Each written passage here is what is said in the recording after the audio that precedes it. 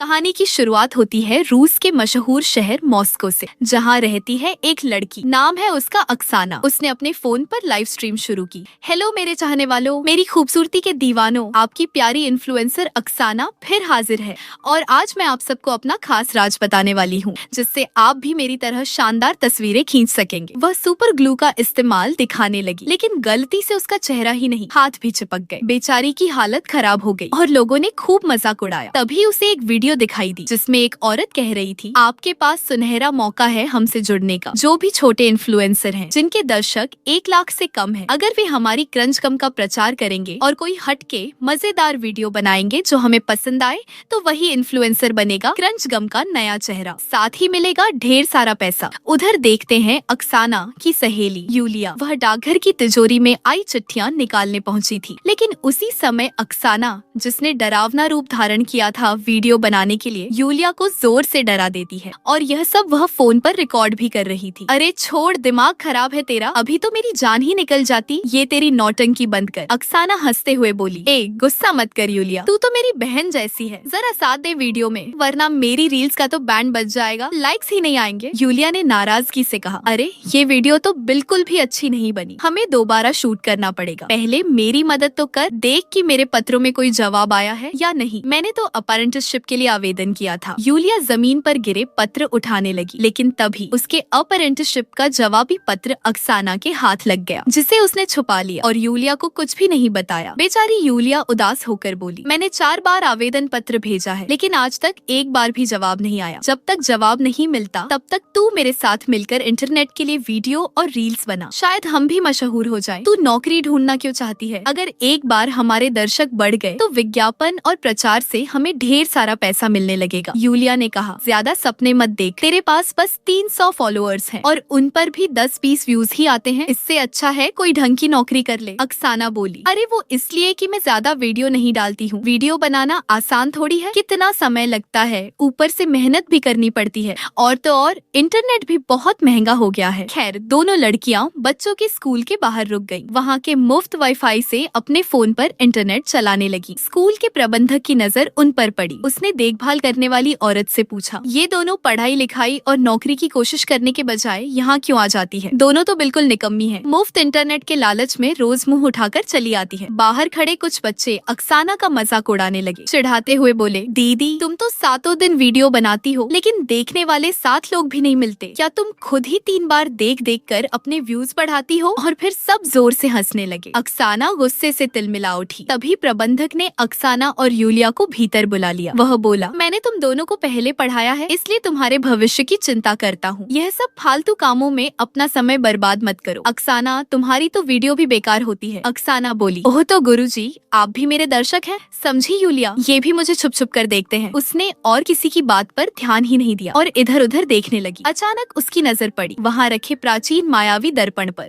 जो काफी पुराना और अजीब लग रहा था। अक्साना बोली, इसकी बनावट तो बहुत ही विचित्र है। तभी वहाँ की एक लड़की ने बताया, हाँ, यह कोई साधारण शीशा नहीं है। असल में यह प्राचीन दर्पण जर्मन संग्रहालय से मंगवाया गया है, ताकि स्कूल के बच्चों को इस पर अंकित प्राचीन लिपियों और नक्काशियों की जानकारी दी जा सके। यह जानकर अक्साना यूलिया के साथ उस दर्पण के पास पहुँच गयी। मटकते हुए अक्साना बोल उठी, हाय रे मेरी गरीब किस्मत, इतनी सुंदर हूँ फिर भी मशहूर नहीं हो पा रही। काश मैं परिकथाओं की कोई अमीर राजकुमारी होती और यूलिया एक दुष्ट जादूगरनी। फिर मेरा सपना राजकुमार आता मुझे बचाने और क्रंची गम का वीडियो बनाकर मैं रातों रात फेमस हो जाती। ठीक है मालकिन, आपकी यह इच्छा अब भी पूरी करता हूँ। ये आवाज सुनते ही दोनों के होश उड़ गए, क्योंकि आवाज आई थी दर्पण से। यूलिया को लगा जरूर कोई शरारती बच्चा पीछे छिपकर मजाक कर रहा है। वह गुस्से में दर्पण के पीछे देखने गई। अक्साना ने झुंझलाकर दर्पण को लात मार दी, लेकिन वही जादुई दर्पण उसे अपनी ओर खींचने लगा। अरे बचा मुझे यूलिया। यूलिया ने उसे पकड़ बाहर खींचने की कोशिश की, पर दर्पण ने उसे भी अंदर समा लिया और दोनों को फेंक दिया एक जादुई दुनिया में। अक्साना तो नरम बिस्तर पर गिरी, लेकिन यूलिया सीधे जा गिरी महल के बाहर गधों की कोठरी में। लोग उसकी हालत पर हंसते हंसते लोटपोट हो गए। हाय मेरा सिर, ये दोस्ती तो भारी पड़ रही है। उस अक्साना ने तो मेरा सिर ही नहीं, मेरी पूरी दुनिया उलट पुलट कर दी। अक्साना ने खिड़की से बाहर झांका और उसकी आंखें फटी की फटी रह गई। वह सचमुच एक आलीशान महल में थी, मानो वह जन्मजात राजकुमारी हो। सामने फैला था एक जादुई राज्य, बिल्कुल परिकथाओं जैसा। उसी समय वहाँ प्रकट हुई एक परी। अक्साना चौंक कर बोली, अब तुम कौन हो और मैं यहाँ कैसे आ गई? ये सब कोई नाटक नाटक है क्या? परी ने मुस्कुराकर कहा, मेरा नाम है चुई मुई और स्वागत है तुम्हारा इस जादुई लोक में। तुम इस मायावी दर्पण के रास्ते यहाँ पहुँची हो। अक्साना ने तंज कसा। चुई मुई, मुझे लगता था मेरा नाम अजीब है, पर ये तो और भी अजीब है। क्या यह परीक्षा की दुनिया सच में असली है? परी बोली, हाँ असली है, लेकिन यह तुम्हारी दुनिया नहीं, ये तो एक और समय की दुनिया है। बचपन में तुमने कई परिकथाएं सुनी होंगी, यह वही लोक है। यहाँ तुम राजा दिमित्री की बेटी राजकुमारी अक्साना हो। अक्साना ने पूछा, तो यह दर्पण क्या कोई समय यंत्र है और तुम सचमुच कोई परी? मैं कैसे मान लूं? चुई मुई ने खुलासा किया, राजा दिमित्री ने इस जादुई राज्य के सभी द्वार नष्ट करा दिए थे। सिर्फ यह दर्पण ही बचा जो अब एकमात्र द्वार है। इसी के जरिए कोई भी परिकथा की इस दुनिया में प्रवेश कर सकता है। संयोग से जब यह दर्पण इस बार जागा, तभी तुमने इसके सामने अपनी इच्छा जाहिर की और यह तुम्हें खींचकर यहाँ ले आया। उधर यूलिया की हालत और खराब हो रही थी। गधे उसे शौचालय समझ बैठे थे और उस पर बैठने ही वाले थे। तभी यूलिया चीख उठी। आवाज सुनकर अक्साना और चुई मुई ने उसे देखा। परी ने झटपट मंत्र पढ़ा और उसे भीतर खींच लाई, वरना गधों ने तो उसका मुंह ही धो डाला होता। कोई मुझे बताएगा ये जगह कौन सी है? क्या ये सचमुच का जादुई दर्पण है? अक्साना ने उसे सारी बात बताई जो परी ने अभी तक समझाई थी। हमें वापस अपनी दुनिया लौटना है। परी बोली, जा सकती हो। कल सुबह मुर्गे की बांग पर यह दर्पण फिर से जागेगा। तुम्हारे पास 5 दिन का समय है लौटने का। अगर 5 दिन में नहीं लौटी तो यहाँ हमेशा के लिए फंस जाओगी। फिर यह दर्पण गहरी नींद में चला जाएगा और कई महीनों तक बंद रहेगा। अक्साना खुशी से झूम उठी। वाह, मैं कितनी सुंदर लग रही हूँ। यह पोशाक कितनी शानदार है। यूलिया, चलो अभी वीडियो बनाते हैं। काश तुम्हारी जगह कोई असली राजकुमार होता। यूलिया झुंझलाकर बोली, तेरा दिमाग खराब हो गया है क्या? तुझे प्रतियोगिता जीतने की पड़ी है और यहाँ से निकलने की नहीं। समझ तो सही, अगर कोई राजकुमारी क्रंच गम बेचेगी तो लोग तो झट से खरीदेंगे और मैं प्रतियोगिता जीतकर मशहूर और अमीर भी हो जाऊंगी। यूलिया बोली, तो तुम इस दुनिया में राजकुमारी हो और मैं एक मामूली लड़की? क्या मजाक है ये? अक्साना को भी अजीब लगा। उसकी कल्पना के मुताबिक यूलिया को तो दुष्ट जादूगरनी होना चाहिए था, पर उसके हुलिये से तो वह दाई माँ जैसी लग रही थी। वैसे हम है किस परिकथा की दुनिया में? अक्साना ने अंदाजा लगाया। तेरे कपड़े देखकर तो तू सिंड्रेला लग रही है, या फिर ये स्लीपिंग ब्यूटी की परिकथा होगी। कोई ना, एक दिन की ही तो बात है, क्या फर्क पड़ता है? तभी 2 दासियां आईं और बोली, पड़ोसी राज्य की राजकुमारी पोलिना आपके जन्मदिन के उत्सव में मेहमान बनकर पहुंच चुकी है। वह आपसे मिलना चाहती है। अक्साना हंसते हुए बोली, अब जब यहाँ आई ही गई हूँ तो मजे भी उठाएंगे, है ना यूलिया? मेरे पास मेरा फोन है, यहाँ की हर जादुई चीज की तस्वीरें लेंगे, रील्स भी बनाएंगे। यूलिया पहले तो राजी नहीं हुई, लेकिन अक्साना ने ऐसा मुंह बना लिया जैसे अभी रो पड़ेगी। बेचारी को मानना ही पड़ा। महल की सीढ़ियों से उतरते हुए उन्हें रास्ते में एक युवा नौकर मिला। अक्साना ने पूछा, अरे भाई तुम कौन हो और ये क्या ले जा रहे हो? घबराया हुआ नौकर बोला, राजकुमारी जी, मैं स्वागत का काम देखने वाला गरीब सेवक हूँ। मेरा नाम है अलादीन। अक्साना चौंकी। ओह, तो तुम वही चिराग वाले अलादीन हो? तुम्हारा जादुई चिराग कहाँ है? अलादीन ने कांपते हुए कहा, कौन सा चिराग? मेरे पास ऐसा कुछ नहीं, और वैसे भी आपके पिताश्री जादू से सख्त नफरत करते हैं। जो भी जादू करता है उन्हें फांसी पर लटका देते हैं। अक्साना बोली, डरो मत, आओ मेरे साथ एक तस्वीर खिंचवा लो। लेकिन अलादीन को मोबाइल देखकर लगा ये कोई खतरनाक जादुई यंत्र है। वह घबरा कर भाग खड़ा हुआ। महल के शाही बगीचे में अक्साना और यूलिया की भेंट हुई राजकुमारी पोलिना से। पोलिना ने बताया, वीर सेनापति बोगा मेरा दिल जीतने की कोशिश कर रहा है। वह मुझसे विवाह करना चाहता है, पर उसके लिए उसे पत्थर में जड़ी तलवार निकालनी होगी। इतने में बोगा आ गया और सबके सामने पूरी ताकत से तलवार खींचने लगा, पर लाख कोशिशों के बाद भी तलवार टस से मस न हुई। उसके बाद अक्साना और यूलिया अंदर पहुंची, जहां शाही दावत चल रही थी। तभी राजा दिमित्री भी अपनी रानी के साथ भोजन के लिए आए, लेकिन दोनों सहेलियां देखकर दंग रह गई, क्योंकि राजा तो बच्चा सा दिख रहा था और रानी एक चित्र में कैद थी, फिर भी बोल रही थी, सुनाई दे रही थी। अक्साना फुसफुसाई, कहीं ये स्नो व्हाइट और 7 बौनों की परिकथा तो नहीं? क्या राजा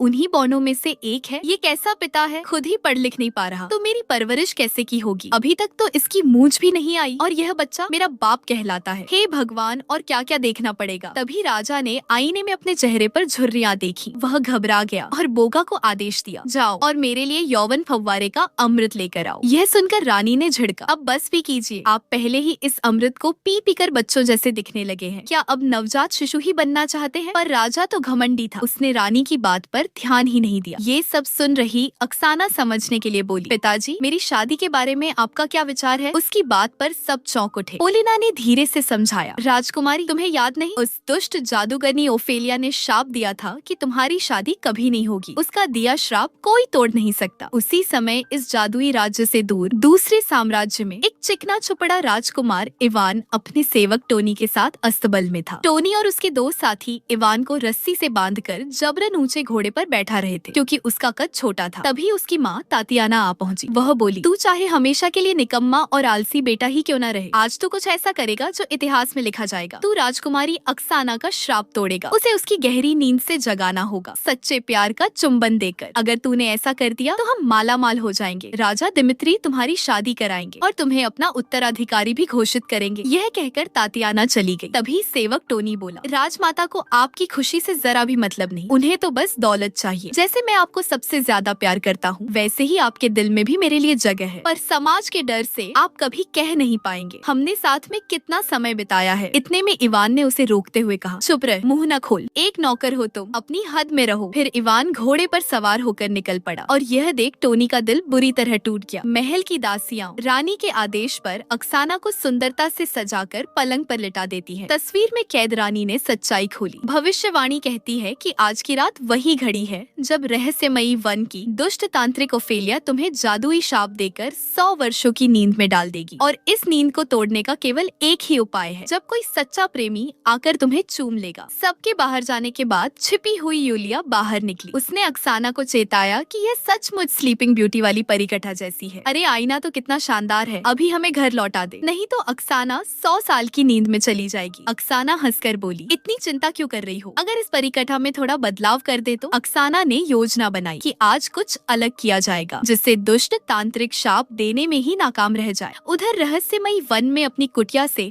ओफेलिया ने धोबन का रूप धर लिया और उड़ते हुए सीधे अक्साना के कक्ष में आ पहुंची। लेकिन वहां पहुंचकर उसने देखा बिस्तर खाली था, अक्साना कहीं दिखाई नहीं दी। वह इधर उधर खोज ही रही थी कि अचानक पीछे से अक्साना ने उसे चौंका दिया। अरे बुढ़िया, आज तो तेरा खेल खत्म, बहुत नींद का जादू बांट चुकी है तू सबको। फिर अक्साना ने उसे बातों में उलझाकर चालाकी से उसके सिर को दीवार के कोने से टकरा दिया, जिससे उसकी एक आंख फूट गई। मगर तांत्रिक ने मंत्र बल से अपनी आंख तुरंत सही कर ली और अक्साना की ओर नींद का शाप देने बढ़ी। अक्साना चिल्लाई, दूर रह मुझसे, मैं ढेरों फिल्में देख चुकी हूँ जो इन्हीं परिकथाओं पर बनी है, तेरे हर वार को नाकाम कर दूंगी। ओफेलिया को तो यह भी नहीं पता था कि फिल्म क्या होती है, इसलिए उसे राजकुमारी अक्साना पागल सी लगी। इससे पहले कि वह हमला करती, यूलिया ने चांदी के तीर से उस पर वार किया। तांत्रिक सचमुच घायल होकर नीचे गिर पड़ी, लेकिन वह बेहद शक्तिशाली थी। तुरंत जादू से अक्साना को हवा में उठा लिया और नींद का शाप फेंक दिया। अक्साना ने पूरे होश खोने से पहले किसी तरह शाप को उगल दिया और बाहर फेंक दिया। ओफेलिया फिर से जादू डालने ही वाली थी कि यूलिया ने दोबारा हमला किया और उसे इतना कमजोर कर दिया कि उसे पीछे हटना पड़ा। पर मुसीबत खत्म न हुई। वह नींद वाला शाप अब गेंद की तरह इधर उधर उछलने लगा। दोनों ने मशक्कत कर किसी तरह उसे एक गुलदस्ते में कैद कर लिया। अगली सुबह मुर्गे की बांग के साथ ही जादुई आईना खुल गया। यूलिया बोली, चलो चलो अब वापस घर चलते हैं। लेकिन तभी अक्साना ने देखा राजकुमार इवान दीवार पर चढ़ते हुए फूलों की बेलों के सहारे उसके कक्ष में आ रहा है। क्यों न इस राजकुमार से थोड़ा फायदा उठाया जाए। कुछ देर और रुकते हैं, वैसे भी आईना कहीं भाग तो नहीं जाएगा। इवान के साथ एक शानदार वीडियो बना लूंगी जिससे मेरी दुनिया में ढेरों दर्शक मिलेंगे, काम मेरा आसान हो जाएगा। मगर यूलिया ने ठान लिया था, मैं अब घर लौट कर रहूंगी, चाहे तुझे उठाकर ही क्यों न ले जाना पड़े। इसी बीच इवान कक्ष में प्रवेश कर गया तो यूलिया को छिपना पड़ा। अक्साना पलंग पर लेटी हुई थी। इवान ने शाप तोड़ने के लिए झुककर उसे चूमना चाहा, लेकिन अक्साना तो खुद ही उठ बैठी। यह देख इवान घबरा गया। तुम्हें तो 100 वर्षों की नींद में होना चाहिए, मगर तुम तो पहले से ही जाग रही हो। अब राजमाता का दिया काम हर हाल में पूरा करना था, इसलिए इवान ने अक्साना की उंगली में सगाई की अंगूठी पहना दी। तभी अक्साना के धक्के से गुलदस्ता नीचे गिर पड़ा और उसके भीतर कैद शाप फिर से आजाद होकर इधर उधर उछलने लगा। दोनों अक्साना और इवान किसी तरह उससे बचते रहे, मगर इस अफरा तफरी में वह जादुई आईने से कई बार टकराया और तभी शाप ने देखा इवान का मुंह खुला है। वह उसके भीतर घुस गया और राजकुमार इवान 100 साल की गहरी नींद में सो गया। यूलिया बाहर आई और सिर पकड़कर बोली, अरे भाई, ये तो हद से ज्यादा गड़बड़ हो गई। अब कौन होगा उसका सच्चा प्रेमी जो उसे जगाएगा? अगर किसी ने उसे इस हाल में देख लिया तो सीधा शक मुझ पर ही आएगा, तो बेहतर है कि उसे कहीं छिपाना होगा। दोनों ने मिलकर इवान को उठाया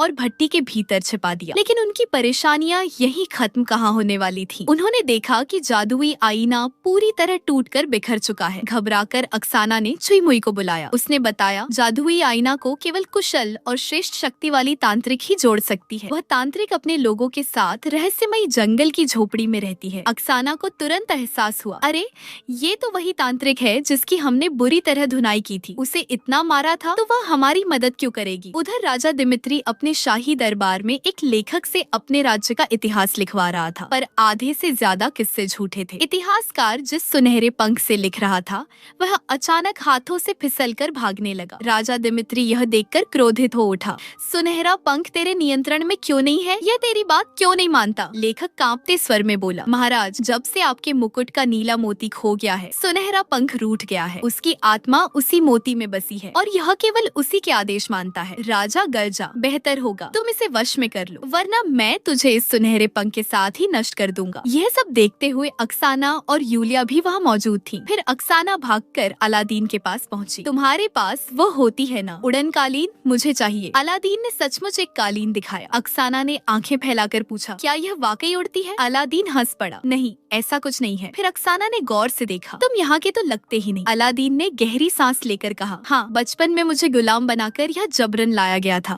धीरे धीरे मैंने काम शुरू किया और अब इस अस्तबल का मालिक हूँ। लेकिन दिल तो अब भी अपने घर अरब जाने को तरसता है, अपने माँ बाप के पास। खैर, अक्साना ने उसे किसी तरह मना लिया कि वह उन्हें रहस्यमयी जंगल में दुष्ट तांत्रिक ओफेलिया की झोपड़ी तक पहुँचा दे। घोड़े पर सवार होकर तीनों जंगल की ओर निकल पड़े, लेकिन झोपड़ी के सामने पहुँचते ही अलादीन रुक गया। मैं यहीं रुकूंगा, अंदर जाने की हिम्मत नहीं है मुझमें। जादूगरनियाँ बहुत डरावनी और खतरनाक होती हैं। इन्हीं ने मुझे और मेरे कई दोस्तों को बचपन में गुलाम बनाया था। अक्साना और यूलिया ने हिम्मत जुटाई और खुद ही रास्ता पार करके ओफेलिया की झोपड़ी के सामने पहुंची। जब वहां किसी को न देखा तो चुपचाप भीतर चली गई। अचानक उनका सामना ओफेलिया और उसकी सेविका से हो गया। अक्साना घबराकर बोली, हम तुमसे मदद मांगने आए हैं। लेकिन ओफेलिया ठाका मारकर बोली, यहाँ तुम्हें केवल मौत मिलेगी। उसने अपनी छड़ी उठाकर तंत्र मंत्र फूंका और दोनों के शरीर को जकड़ दिया।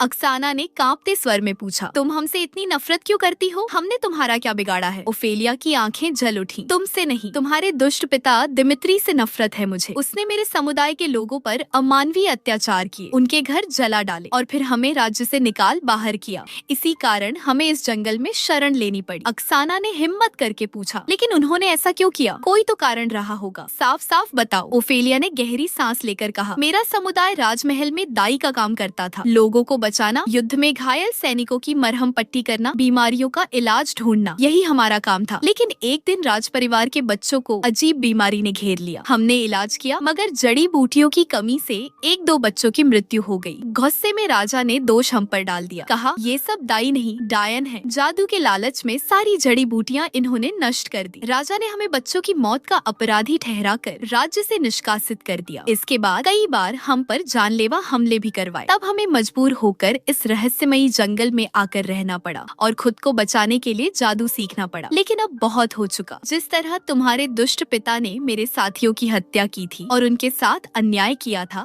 आज वही अन्याय तुम पर लौट कर आएगा। ठीक वैसा ही मैं तुम्हें मारकर अपनी चलन निकाल लूंगी। वह मेरा असली पिता नहीं है और मैं तो यहाँ की भी नहीं हूँ। पर ओफेलिया ने उसकी एक न सुनी और उसे मारने को आगे बढ़ ही रही थी। तभी उसकी नजर अक्साना के बैग में लटके एक अंगूठी पर पड़ी और वह ठहर गई। उस अंगूठी की बनावट देखकर ओफेलिया को यकीन हो गया कि अक्साना वाकई दूसरे संसार की है। ओफेलिया और उसकी सेविकाएं अक्साना के आगे झुक गई। उन्होंने घोषणा की, एक भविष्यवाणी हुई थी कि बाहरी दुनिया की 2 लड़कियां यहाँ आएंगी और सब कुछ ठीक कर देंगी। वो हमारे खोए हुए सम्मान को लौट आएंगी और हमें राजा के दरबार में हमारी जगह दिलाएंगी। अक्साना ने पूछा, वो कैसे? ओफेलिया ने भविष्यवाणी दिखाई जिसमें लिखा था, यदि राज्य की प्रजा को राजा के अत्याचार से मुक्ति चाहिए तो राजा के मुकुट का खोया हुआ नीला मोती लो। उस मोती के वापस लगते ही सुनहरा पंख नियंत्रण में आ जाएगा और एक नई कहानी लिखकर राजा दिमित्री का शासन सदा के लिए समाप्त हो जाएगा। ठीक है, बताओ वह नीला मोती कहाँ मिलेगा? अक्साना ने पूछा। पूर्वी देश में तुम्हें एक जर्जर किले जैसा किला मिलेगा, उसी में रखा है नीला मोती। पर उसकी खोज में गया कोई आज तक जीवित नहीं लौटा, क्योंकि उसे संरक्षित करने वाला जीव बेहद खतरनाक है। अक्साना ने सुझाया, मैं भविष्यवाणी में थोड़ा बदलाव चाहूंगी। क्यों न तुम मेरी सहेली यूलिया को अपनी जैसी जादूगिन बना दो,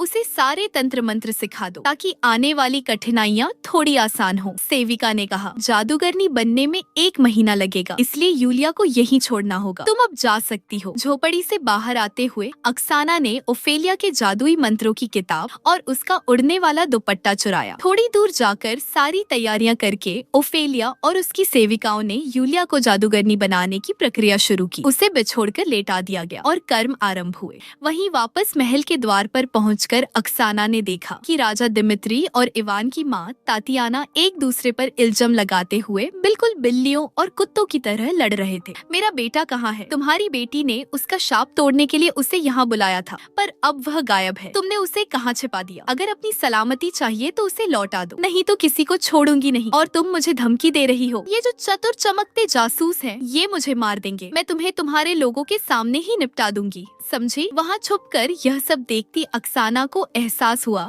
कि यह सब मेरे कारण हो रहा है। उन्हें रोकना होगा वरना युद्ध ही भड़केगा। वह सीधे महल के कमरे में गई और इवान को बाहर निकालकर लिटा दिया। तभी उसे आहट सुनाई दी कि कोई आ रहा है। वह छिप गई। वह कोई और नहीं, टोनी था, जो इवान को देख रहा था। जब उसने इवान को नींद में पड़ा देखा, उसकी मासूमियत देखकर उसके भीतर का प्यार जाग उठा। टोनी ने उसे चूम लिया और अचरज की बात यह हुई कि इवान जाग भी गया, जिसका मतलब था टोनी इवान का सच्चा प्रेम था। दोनों वहीं आपस में पगलाने लगे, पर अक्साना ने उन्हें करते हुए पकड़ लिया तो दोनों गड़बड़ा गए। वह तो राजकुमार को जगा रही थी। कुछ गलत मत समझना। हाँ, शर्माओ मत, मेरी दुनिया में ये सब चलता है, मुझे कोई फर्क नहीं पड़ता। जो करना है करो, इवान ने चेतावनी दी। अगर तुमने इसके बारे में किसी को भी बताया तो तुम भी बच नहीं पाओगी। मैं सबको बता दूंगा कि तुम जादू करती हो और मुझे मारने के लिए भट्टी में डाल दिया था। राज दिमित्री जैसी बातें सुनते ही तुम्हें फांसी पर लटका देंगे। अरे भाई, जब प्यार किया तो डरना क्या? मान भी लो कि तुम दोनों एक दूसरे को चाहते हो। तभी कोई अंदर आने लगा। इवान ने टोनी को भगा दिया। राजा दिमित्री और तातियाना कमरे में आए, पर जैसे ही तातियाना ने इवान को स्वस्थ देखा, उसका क्रोध शांत हो गया। बेटी, तुम्हारा शाप टूट गया। किसने तोड़ा? तातियाना पूछी। मैंने,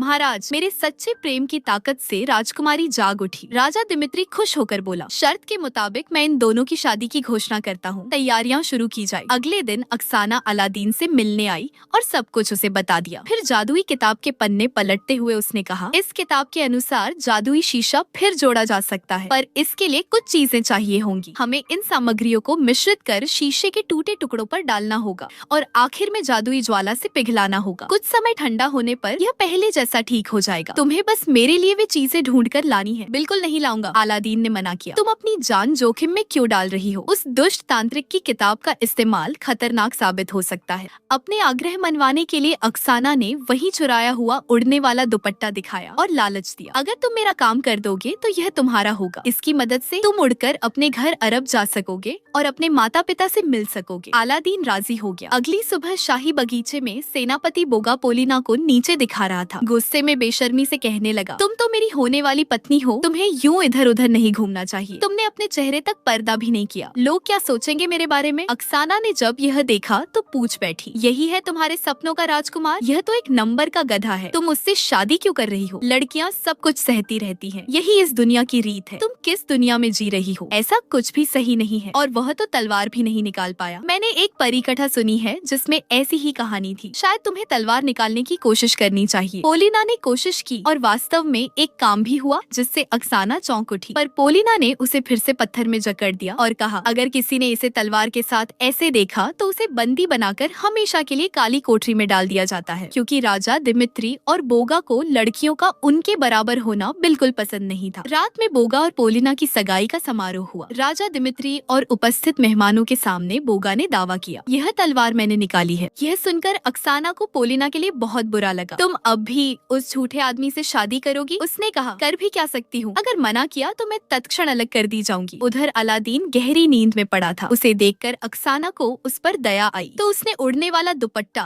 अलादीन की कमीन पर बांध दिया। जैसे ही अलादीन जागा, उसने देखा अक्साना महारानी सी उड़ने वाली कालीन पर बैठी है। शुक्रिया अक्साना, तुम्हारी वजह से अब मैं अपने घर उड़कर जा सकूंगा। उसके बाद अक्साना ने सारी आवश्यक चीजें जुटाई और मिश्रण तैयार किया। तभी यूलिया भी अचानक उसके कमरे में आ गई। 1 महीना बीत चुका था और यूलिया जादू सीख चुकी थी। अक्साना ने कहा, जल्दी मिश्रण शीशे पर डालो। यूलिया ने जादुई ज्वाला से उसे पिघलाकर टुकड़ों को जोड़ दिया। शीशा पहले जैसा हो गया। दोनों बहुत खुश हुई, पर उसी क्षण जब यूलिया ने अक्साना को छुआ, उसने उसका मन पढ़ लिया और सच्चाई जान गई। अक्साना ने उसका जो प्राप्त पत्र छिपाया था वह सच में छुपाया था। यूलिया चीख उठी, धोखेबाज लड़की, तूने कितनी प्यारी दोस्ती निभाई मेरे साथ, अब तू इस दुनिया से जाएगी। क्रोध में उसने अक्साना पर आग के गोले बरसाने शुरू कर दिए तो अक्साना भगी। बहना, मेरी बात सुनो, मैं अकेली नहीं रहना चाहती थी, इसलिए ऐसा किया। तभी तातियाना वहाँ से गुजर रही थी। घबरे हुए दोनों अंदर बगल के कमरे में घुसे। कक्ष के अंदर का नजारा देख तातियाना हिल सी गई, क्योंकि उसका बेटा इवान टोनी के साथ एक दूसरे के साथ लगा हुआ था। उसने चौंका कर कहा, तुम मेरा बेटा नहीं हो सकते, ये सब क्या कर रहे हो? अक्साना बोली, अरे राजमाता, तुम्हें कुछ पता नहीं है, छोड़ो ना, इन्हें मजे करने दो, इसमें कुछ गलत नहीं है। गुस्से में तातियाना ने सैनिकों से कहा, ये दोनों लड़कियां चुड़ैलों जैसी हैं, क्योंकि इन्होंने मेरे बेटे को बिगाड़ दिया है। सैनिकों ने चांदी की भालों से हमला किया। यूलिया को कैद कर लिया गया क्योंकि चांदी जादू का तोड़ होती है, वह उसकी कमजोरी थी। पर अलादीन ने अक्साना को उठा लिया और उसे किले के सामने उतार दिया, वहाँ जहाँ नीले मोती होने की बात कही गई थी। अंदर पहुँचते ही उसके सामने एक पत्थर दानव प्रकट हुआ। जो यहाँ आया है उसे मरने का ज्यादा शौक है। इस खतरनाक जीव से लड़ने के लिए पहले कोई हथियार चुनना होगा। अक्साना बोली, ऐसा है तो मुझे मेरे संसार का स्मार्टफोन चाहिए, वही बिल्कुल नया वाला सैमसंग फोल्ड। इतना कहते ही पत्थर दानव हंस पड़ा, क्योंकि कोई भी एक फोन से इस जीव को कैसे हरा सकता है। तुम सच में मरने ही आई हो, लो यह लो और जाकर मर जाओ। वह खतरनाक जीव कोई और नहीं था बल्कि एक भयावह ड्रैगन था। जब अक्साना उसके सामने पहुंची तो दानव ने उसे शिकार बनाने की नीयत से मुंह से आग निकालने का सोचा। तभी अक्साना ने अपना कैमरा ऑन किया और उस पर कार्टून फिल्टर लगा दिया, फिर उसे ड्रैगन की ओर मोड़ दिया। ड्रैगन ने अपने आप को मासूम चेहरा देखते हुए रुक गया। अक्साना बोली, तुम्हें आज तक कई महाराजा युद्ध में इस्तेमाल करते रहे होंगे, तुम्हें कितने लोग मार चुके होंगे, यहाँ भी तुम एक बंदी की तरह रहे हो, पर तुम असल में ऐसे ही हो। देखो ये तुम हो, कितने प्यारे हो और मैं तुमसे दोस्ती करना चाहती हूँ। ड्रैगन को भी यह मासूम रूप भा गया और वह अक्साना का दोस्त बन गया। फिर अक्साना ने नीला मोती उठाया और ड्रैगन दोस्त की सवारी वापस लेने चली। तभी उसकी नजर पड़ी राजा दिमित्री के सैनिकों पर, जो जवान करने वाले फव्वारे से उन पर कायाकल्प पानी भर रहे थे। अक्साना ने एक योजना बनाई। दूसरी ओर उसने यूलिया को चुड़ैली समझकर राजा दिमित्री ने घोषणा कर दी, यह चुड़ैली हमारे बीच छिपकर रह रही थी, पर मेरी तेज आंखों ने उसके झूठ को पकड़ लिया। अब उसे मौत दी जाएगी। सैनिक लकड़ियां जलाकर उसे जला दो। पर तब तक अक्साना अपने ड्रैगन दोस्त के साथ आ पहुंची। उसे देख राजा घबरा गया। सैनिकों ने कहा, इस जीव को मारकर उसका दिल मेरे लिए ला दो। पर सब डर रहे थे क्योंकि ड्रैगन बहुत क्रोधित था। तभी अक्साना ने ड्रैगन दोस्त को हमला करने के लिए कहा। ड्रैगन ने मुंह खोला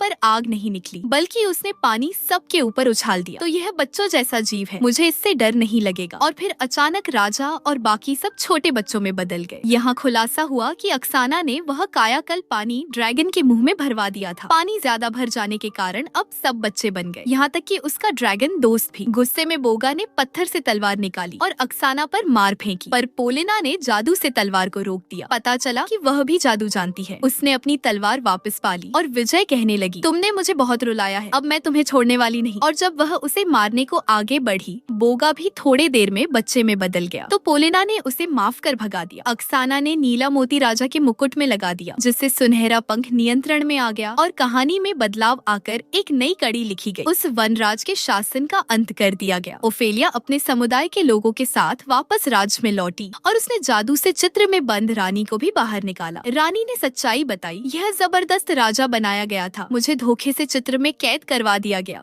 क्योंकि मैं वनराज के अत्याचारों के खिलाफ आवाज उठा रही थी। अंत में पूरे प्रजा के सामने रानी को पुनः शासन सौंपा गया। रानी ने घोषणा की, अब से अन्याय नहीं होगा, हर कोई खुश रहे और अपनी मर्जी से जिए, पर यदि कोई गलत करेगा तो उसे बख्शा नहीं जाएगा। इवान और टोनी भी एक साथ हो गए। फिर अक्साना और यूलिया ने परी से विदाई ली और जादुई शीशे के रास्ते वापस अपनी दुनिया में लौट आई। अक्साना ने अपने के लिए यूलिया से माफी मांगी और यूलिया ने उसे माफ कर दिया। वहीं अक्साना ने अपने ड्रैगन दोस्त की सवारी करते हुए बेहतरीन वीडियो भी बना ली, जैसे उसने प्रतियोगिता जीत ली हो, और काफी मशहूर भी हो गई। बच्चों के स्कूल से भी उसका जुड़ाव हो गया। वह रोज बच्चों को जादुई दुनिया की रोचक परिकथाएं सुनाने लगी और यही इस कहानी का अंत हुआ।